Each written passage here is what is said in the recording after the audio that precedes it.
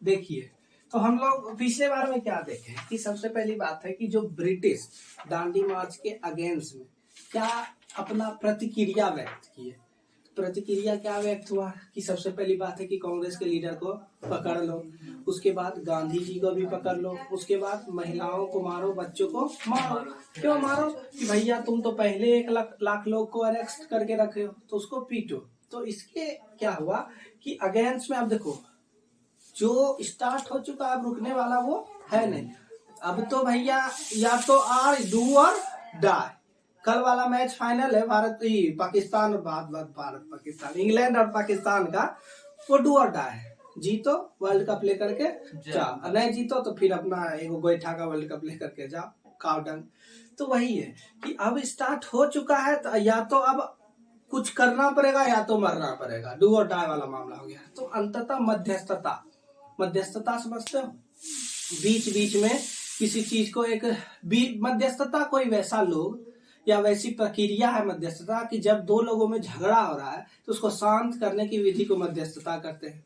कब कब हुआ है मध्यस्थता? सबसे जो फेमस मध्यस्थता है वो जब पांडव और कौरव दोनों भाई अलग हो गए थे, तो पांडव जब अपना 14 साल का वो पूरा करके आ गए, अज्ञातवास आश्रम, तो कृष्ण जी बोले, मतलब जनरली पांडव जब गया था तो उसको बेइज्जत करके फिर भगा दिया, बोला हम तुमको जमीन तमीन दे देंगे, चलो निकलो यहाँ से।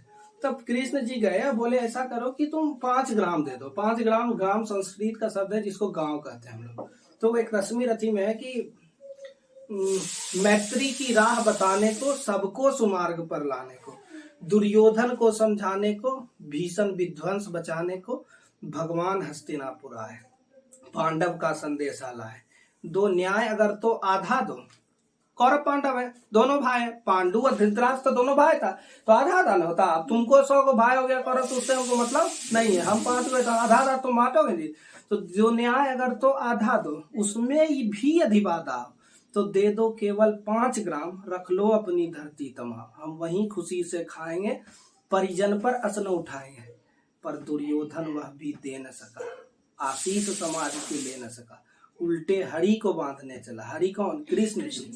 हरि को बांधने चला, जो था साध्य, जिसको बांध ही नहीं सका उसको साधने चला। जब नाश मनुष्य पर छाता है, पहले विवेक मर जाता है। और याद है, आप नहीं बताएंगे, टॉपिक आते हैं। अब आता है कि सबसे पहली बात कि when things begun to turn violent, Mahatma Gandhi call off the movement, जो कि गांधी जी का सबसे प्रसिद्ध कार्यों में से एक है। जब हिंसा होती थी वो आंदोलन को क्या कर लेते थे? वापस लेते थे, और ये सही था। लोगों को मर जाने से अच्छा है। देखो, वो बात अलग है कि हम लोग आजाद हो गए, लेकिन आजादी के पीछे क्या कुर्बानी है, अगर उसको लोग देखे तो वो बहुत खून से खेला हुआ है होली है। तुम उस चीज को, या आज का नया बच्चा इस चीज को समझ नहीं पाता। 26 जनवरी आया, स्टेटस लगा दिया, हो गया उसमें उसका देश काम तमाम। ऐसा नहीं होता, हिस्ट्री पढ़ना पड़ता है। और जब हिस्ट्री पढ़ोगे तभी तुमको लगेगा कि नहीं, ये भारत, पहले का भारत और अभी का भारत में अंतर है। जो भारत हम पहले थे वो अभी नहीं है, और जो अभी है वैसा बनने में भी हमको बहुत बलिदान देना पड़ा है। ठीक है, तो अब आता है कि ही साइंड अ पैक्ट। देखो, तो वो क्या कर लिए, बोले कि चलो सब छोड़ दो, काहे झूठो मार काट कर रहा।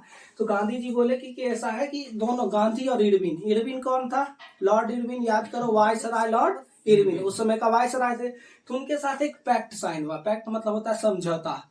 पैक्ट विथ सन, 6 क्लास में, ऐसे तो हमको नहीं लगता है 6 से 8 तक तुमको इंग्लिश तुम्हारे स्कूल में एनसीईआरटी चलता होगा। 6 का, जिसका एनसीईआरटी विद्या मंदिर वाले से पूछना, या किसी से जिसका एनसीईआरटी चलता है, उसका 6 या 7 का इंग्लिश का बुक का नाम है द पैक्ट विथ विल्सन।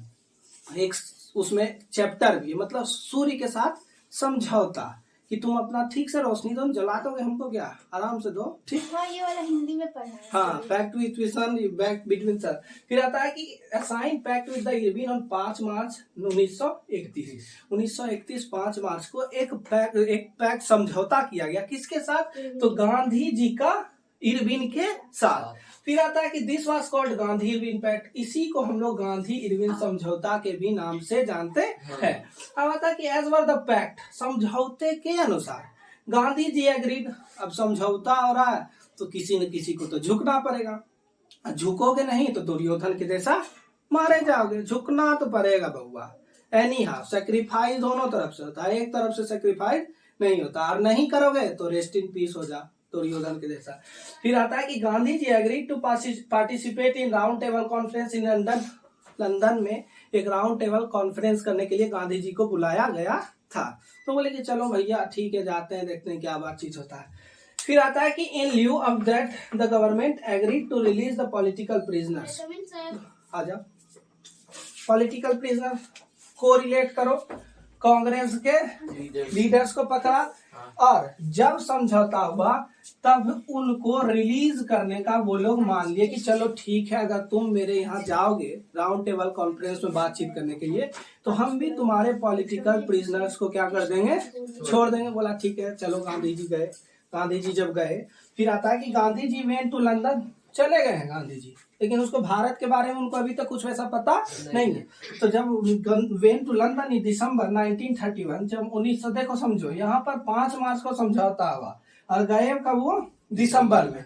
कब आता कि the negotiation broken down and Gandhi ji return with disappointment. Negotiation मतलब होता है बातचीत, जब बातचीत मतलब नहीं बैठा। एक होता है ना कि कृष्ण जी भी गए मध्यस्थता करने, लेकिन दुर्योधन को घमंड से चूड़ था। उसके बाद का लाइन है कि वो है कि पर दुर्योधन वह भी दे न सका, जब नाश मनुज पर छाता है, पहले विवेक मर जाता है। हरि ने भीषण हुंकार किया, अपना स्वरूप विस्तार किया, डगमग डगमग दिग्गज डोले, भगवान कुपित होकर बोले, जंजीर बढ़ा कर साथ मुझे, हाँ हाँ दुर्योधन बांध मुझे। यह देख गगन मुझ में लय है, यह देख पवन मुझ में लय है, मुझ में विलीन संसार सकल, अमृत फूलता है मुझ में, संसार झूलता है मुझ में, उद्याचल मेरा दीप्त बाल, भूमंडल वक्षस्थल विशाल। ठीक, अब नहीं सुना जा रहा।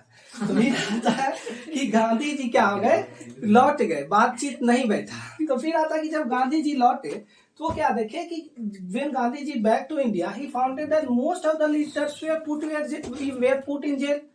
अब देखो समझौता तो हुआ, तो उसमें बोला कि भैया आप लंदन जाएंगे तो हम आपके इस पॉलिटिकल प्रिजनर्स को क्या कर देंगे, जेल से छोड़ देंगे। लेकिन उन्होंने ये धोखा किया उनके साथ, वो ऐसा किए नहीं। जब वो लौटे तो वो सब देखे कि वो अभी भी जेल में ही है।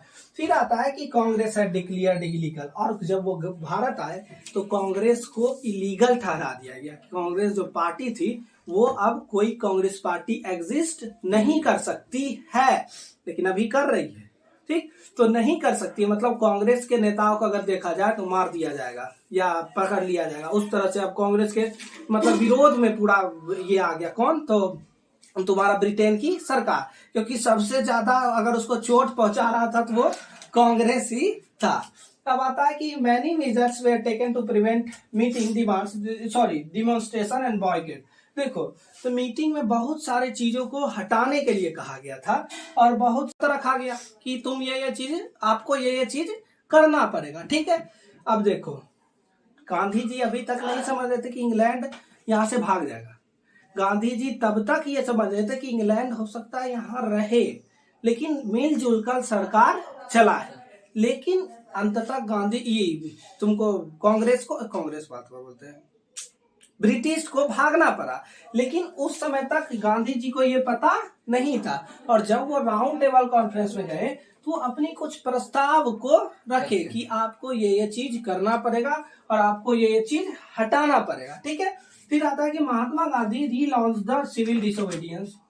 अब तुम एक मध्यस्थता करने का प्रयास किए लेकिन हुआ नहीं, क्योंकि ब्रिटेन क्या कर दिया था, झूठ बोल दिया कि आप चलिए हमारे साथ लंदन, आपके जितने भी दोस्त हैं, पॉलिटिकल लीडर्स हैं, कांग्रेस को हम क्या कर देंगे, छोड़ देंगे। लेकिन ऐसा हुआ नहीं। तो गांधी जी भी क्या किए, फिर से अपना सिविल डिसोबीडियंस मूवमेंट 1934 में सविनय अवज्ञा आंदोलन को क्या कर दिए, स्टार्ट कर दिए। बोले कि अब अगर ऐसा है तो हम भी फिर से सिविल डिसोबीडियंस मूवमेंट। क्यों, देखो यहाँ पर, क्योंकि गांधी जी उस आंदोलन को वापस ले चुके थे। डांडी मार्च के बाद जब सिविल डिसोबीडियंस की नींव रखी जा चुकी थी, सविनय अवज्ञा की जा चुकी थी, तो वो उस मूवमेंट को वापस ले लिए थे। लेकिन अंततः जब देखे कि अब मेरा दाल गलने वाला नहीं है, अब कोई उपाय ही नहीं है, होता है कि अब कोई उपाय नहीं कि अब चलो युद्ध हो ही जाने दो, तो फिर से वो सिविल डिसोबीडियंस मूवमेंट को क्या कर दिए, स्टार्ट कर दिए। और यहाँ पर ये चैप्टर लगभग एंड पे है। लेकिन सिविल डिसोबीडियंस मूवमेंट या कोई भी मूवमेंट भारत के अलग अलग सामुदायिक समूहों के, व्यापारी वर्ग, ट्राइबल पीपुल्स, औरतों के लिए, हाँ अवध में जो किसान थे, तो ये सब चीज से सबका नजरिया क्या क्या था। देखो, औरतों का नजरिया होगा कि हमको वोट देने का अधिकार हो जाए, हमको अपना सरकार चुनने का अधिकार हो जाए। तो ये सबके नजर में क्या था, अलग अलग आ रहा था। और हम लोग अगले टॉपिक में यही पढ़ेंगे।